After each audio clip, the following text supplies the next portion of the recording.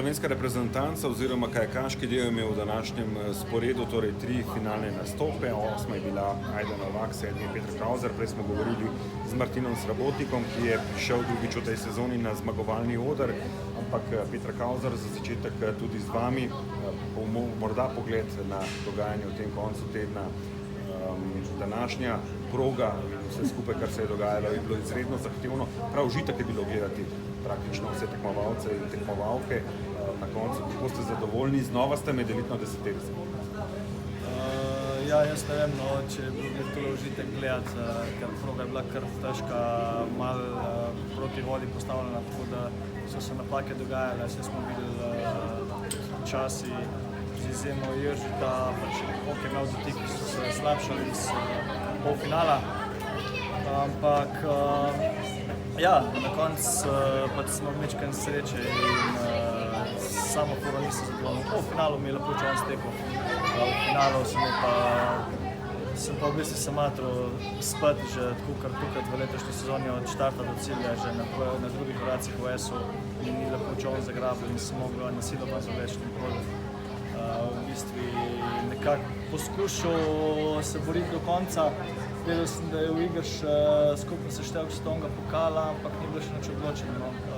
Tako da, nažalost, pol na koncu dol sem naredil tehnično napako. Še dobro, da nisem dotaknil nobenih vratc in tam zgubil po moje tudi stopničke danes. Ampak konec koncev moraš imeti malo sreče na koncu življenja in v športu. In jaz sem vesel, da mi je kljub slabi vožnji na koncu uspelo priti na skupno zaštevko.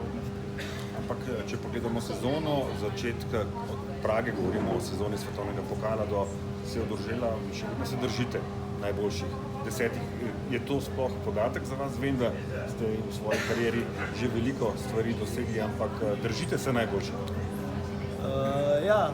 Se držim najboljših, pa začel sem zelo dobro, malo tudi za mene nepričakovano zmago v Pragi. Dobro, nepričakovano, še zmeraj sem mogel odpeljati. Pa se pač ta kolo sreče se je malo obrnil s dosojenim 50-ko v Krakovu in me je pahnil pol to iz stopničk dol. Tacno pač mi ni zlaufal in v bistvu je šlo pol vse na dol v finalih. Tako da pač to, da sem med 10, da se redno vrčam v finale, mi na koncu nič ne pomaga, če v finalu pač ne gre. Jaz sem zmeram stremel k popolnosti, k čim boljši vožnji v finalih in letos z izjemo tiste Prage, ko sem normalno furo odpeljal pod kontrolo, so vse ostale finalne bile bolj kot ne, vsaj za moje standarde, bolj kot ne slabe in pač je treba to popraviti do druge sezone. Je pa res, da je to poolimpijska sezona, čeprav je poolimpijska je bila kar dolga in zahtevna, zdaj malo spočiti, pa naprej.